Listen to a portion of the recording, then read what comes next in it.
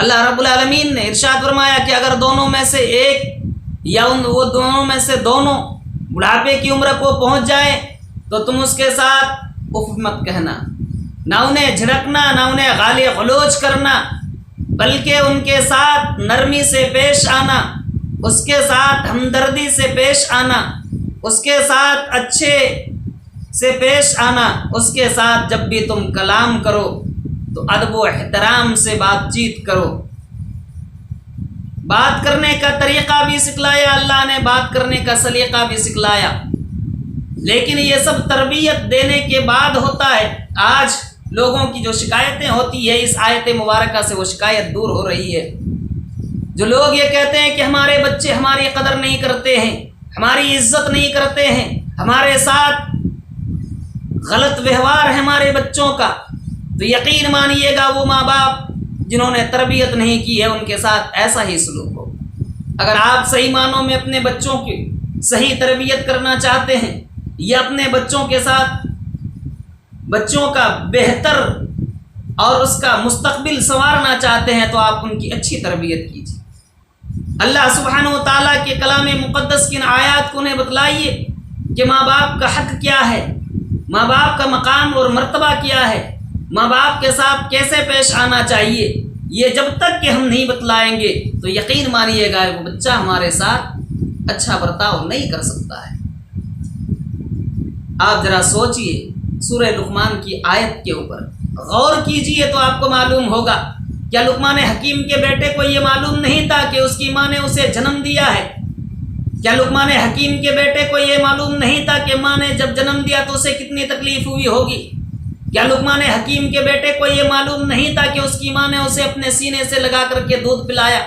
کیا لقمان حکیم کے بیٹے کو یہ معلوم نہیں تھا کہ اس کی ماں نے اس کی غلاظت کو صاف کیا؟ کیا لقمان حکیم کے بیٹے کو یہ معلوم نہیں تھا کہ اس کی ماں نے اپنے سارے آرام کی قربانی کر دی اور اس کے آرام کے بچے کے آرام کے خاطر اپنی ساری خوشیوں کو قربان کر دیا؟ ساری چیزیں معلوم ہے، لیکن اس کے باوجود بھی حضرت لقمان حکیم نے اپنے بیٹے کو نصیحت کرتے ہوئے ان ساری چیزوں کا ذکر کیا اور فرمایا کہ میرے بیٹو، میرے بچوں، سب سے پہلے تم اپنے ماں باپ کے ساتھ حسن سلوک کرنا، اللہ کی عبادت کرنا، اس کے بعد اپنے ماں باپ کے ساتھ حسن سلوک کرنا، کیونکہ ماں باپ کے ساتھ جب حسن سلوک کرو گے تو تمہارا بھوشیہ اچھا آخرت بنے گی۔ فرمایا خاص کر کے ماں کا خیال رکھنا، کیونکہ ماں نے تمہیں بڑی تکلیفوں سے جنا ہے، بڑی مصیبتوں اور پریشانیوں کا سہ کر کے جنا ہے۔ کیا آج ہم ایک ماں باپ ہونے کے ناطے اپنے بچے کو کبھی یہ بتلاتے ہیں؟ کیا ہم اپنے بچوں کو اپنے سامنے بٹھا کر کے کبھی یہ ذکر کرتے ہیں کہ میرے بچوں، قرآن کے اندر ہمارے لیے یا ان کے ماں باپ کے لیے یہ اللہ نے ذکر کیا ہے؟ کبھی ہم نے بتلایا؟ ہمیں تو فرصت نہیں ہے بچوں کے سامنے آنے سے، ہمارے پاس وقت نہیں ہے کہ بچوں کے ساتھ کچھ وقت گزاریں، ہمارے پاس ٹائم نہیں ہے کہ بچوں کو کچھ تربیت کریں۔ جو وقت ملتا ہے ہم ٹی ویوں کے سامنے بیٹھ کر کے نکالتے، جو وقت ملتا ہے موبائلوں میں اپنا گیم کھیل کر کے گزار دیتے ہیں۔ تو ظاہر سی بات ہے کہ ماں باپ بچے سے دور ہو رہے ہیں تو بچے ماں باپ سے دور ہوں گے، بچوں سے دور ہونا تو بچے بھی ماں باپ سے دور ہوں گے، اور جب دونوں کے درمیان دوریاں پیدا ہوگی تو پھر ظاہر سی بات ہے وہ دراڑ تو پیدا ہی ہوگا جو آج ہو رہا ہے۔ تو ضرورت ہے نصیحت کرنے کی، جس طریقے سے لقمان حکیم نے نصیحت کی۔ اللہ سبحانہ و تعالیٰ نے سورہ بنی اسرائیل کے اندر یہ حکم دیا بچوں کو نصیحت کرنے کا۔ یہ پہلی نصیحت یہ ہے کہ بڑھاپے کی عمر میں تم ان سے اف نہ کہو، دوسری نصیحت یہ دیا کہ اسے جھڑکو مت، تیسری نصیحت یہ کی کہ ان کے ساتھ ادب و احترام سے پیش آؤ، چوتھی نصیحت یہ کی فرمایا اس کے لیے اپنے پروں کو پھیلا دو، اپنے آپ کو نرم کر دو، اپنے آپ کو عاجز و انکسار کر دو ان کے لیے۔ یعنی جس طریقے سے ایک پرندے، ایک چڑیا اپنے بچوں کے لیے اپنے پروں کو پھیلا کر کے اس کی حفاظت کرتی ہے، ایسے ہی بچوں کو اپنے ماں باپ کی حفاظت کرنا ہوگا ان کی بڑھاپے کی عمر میں۔ یا یوں کہہ لیجئے کہ جس طریقے سے ایک ماں باپ اپنے بچے کی خوشی کے لیے اپنی ساری قربانیاں کر دیتا ہے، اپنی زندگی پوری نچھاور کر دیتا ہے، اپنے سارے آرام اور عشائش کو، اپنے ساری سہولتوں کو ترک کر کے اس بچے کے خاطر اپنے آپ کو قربان کر دیتا ہے تو ایسے ہی بچوں کو چاہیے کہ اس کے لیے بڑھاپے کی عمر میں اپنے آپ کو اس کے لیے وقف کر دیں۔ لیکن اس چیز کو ہمیں بتلانے کی ضرورت ہے، احساس دلانے کی ضرورت ہے۔ جب تک کہ ہم بچوں کو احساس نہیں دلائیں گے تو یقین مانیے گا وہ چیزیں پیدا نہیں ہو سکتی ہے جو ہونا چاہیے۔ بچوں کو ہمیں یہ بتلانا ہوگا کہ ماں باپ کا مقام اور مرتبہ کیا ہے۔ اللہ کے نبی جناب محمد رسول اللہ صلی اللہ علیہ وسلم ارشاد فرماتے ہیں کہ ماں باپ کا مقام اور مرتبہ کیا ہے۔ بچوں کو ہمیں یہ بتلانا ہوگا کہ نبی صلی اللہ علیہ وسلم نے ماں باپ کے مقام اور مرتبے کا کس طریقے سے اجاگر کیا۔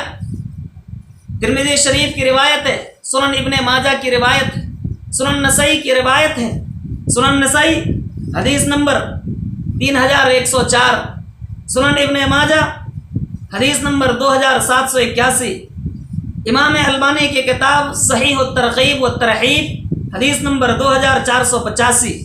راوی حدیث حضرت معاویہ بن جاہمہ رضی اللہ تعالی عنہ ہے۔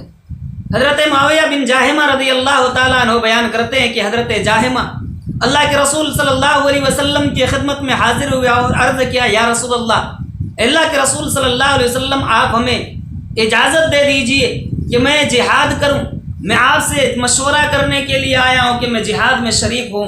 نبی اکرم صلی اللہ علیہ وسلم نے فرمایا، کیا تمہارے والدہ زندہ ہے؟ دوسری روایت کے اندر یہ الفاظ موجود ہیں، کیا تمہارے والدین زندہ ہیں؟ حضرت جاہمہ بیان کرتے ہیں، یا رسول اللہ میرے ماں باپ زندہ ہیں، میری والدہ زندہ ہے، میری ماں زندہ ہے۔ نبی اکرم صلی اللہ علیہ وسلم نے فرمایا کہ جاؤ تم اپنی والدہ کی خدمت کرو۔ کیوں؟ اس لیے کہ ذرا غور سے سنیے، ہمیں یہی بچوں کو بتلانا ہے، والدین کی خدمت سے ہمیں جنت ملتی ہے، والدین کی خدمت سے ہمیں جہنم سے ہمیں محفوظ کیا جاتا ہے، جہنم کو ہمارے اوپر حرام کر دیا جاتا ہے۔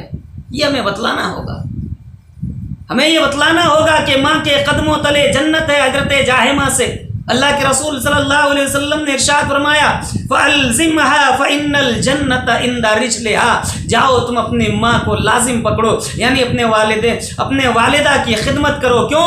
فَإِنَّ الْجَنَّةَ عِنْدَ رِجْلِهَا، اس لیے کہ اس کے قدموں تلے جنت ہے، اس کے قدموں تلے جنت ہے، ماں کی قدموں تلے جنت ہے، یہ ہماری شریعت بتلاتی ہے۔ لیکن ہم اپنے بچوں کو اس کی ترغیب نہیں دے سکتے ہیں، اس کی تعلیم نہیں دیتے ہیں۔ اس وجہ سے آج ہمیں یہ شکایت ملتی ہے کہ بچے ہمارے دیکھ ریکھ نہیں کرتے ہیں، بچے ہمیں گھر سے باہر کر دیتے ہیں، بچے ہماری دوا علاج نہیں کر رہے ہیں، بچے ہمارے ساتھ غلط ویوہار کر رہے ہیں، بچے ہمیں برا بھلا کہتے ہیں، بچے ہم سے زبانیں لڑاتے ہیں، بچے ہمیں مار پیٹ کرتے ہیں، بچے ہمیں کھانا پینا نہیں دیتے ہیں، بچے ہمارے ساتھ غلط رویہ اختیار کرتے ہیں، یا یوں کہہ لیجئے کہ بچے ہمیں تقسیم کر دیتے ہیں، بچے ہمیں تقسیم کر دیتے ہیں۔ مجھے افسوس ہوتا ہے ایسے بچوں کے اوپر اور ایسے والدین کے اوپر جو صحیح طریقے سے اپنے بچوں کی تربیت نہیں کر پاتے۔ یقین مانیے گا، اگر آپ نے بچوں کی تربیت نہیں کی، بچوں کی صحیح تعلیم نہیں دی، بچوں کو قرآن اور حدیث نہیں سکھلایا، تو یقیناً یہ بچے آپ کو بڑھاپے کی عمر میں بٹوارا کر دیں گے، تقسیم کر دیں گے۔ جس طریقے سے آپ کی جائیداد کی تقسیم ہوتی ہے، ایسے ہی آپ کی بھی تقسیم کر دیا جائے گا، آپ کو بھی بانٹ دیا جائے گا۔ میں بچوں سے ایک بڑی اہم بات کہنے جا رہا ہوں۔ میرے عزیز دوستوں اور میرے ساتھیوں، ماں باپ ایک انمول موتی ہے، ایک انمول ہیرا ہے، ایک انمول دولت ہے۔ یہ ایسی دولت ہے کہ ایک مرتبہ اگر فنا ہو گئی، ایسی موتی ہے کہ ایک مرتبہ ختم ہو گیا، ایسا ہیرا ہے کہ ایک بار ٹوٹ گیا تم اسے دوبارہ جوڑ نہیں سکتے، اس موتی کو ہم دوبارہ پا نہیں سکتے ہیں، اس دولت کو ہم دوبارہ حاصل نہیں کر سکتے ہیں، دنیا کی کوئی بھی طاقت اسے لا نہیں سکتی ہے۔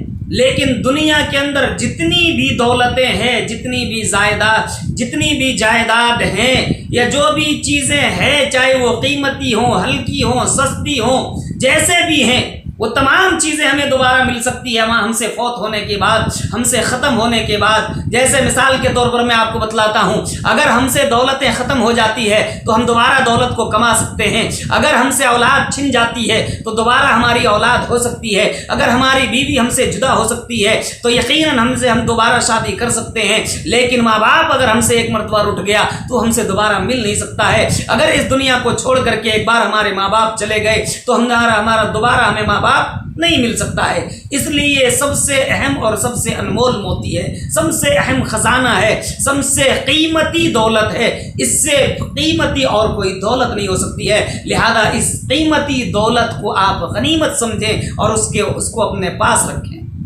اور بڑے ہی حیرت اور افسوس کے ساتھ مجھے آپ سے یہ کہنا پڑ رہا ہے کہ جس ماں باپ نے ایک نہیں، دو نہیں، 3-4 بچوں کو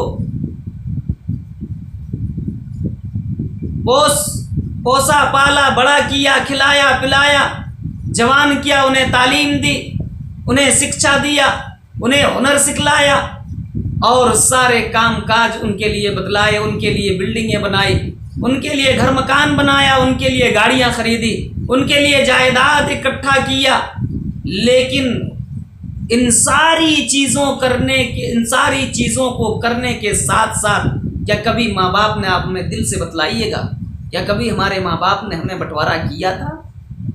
ہمارا بٹوارا کیا؟ نہیں کیا۔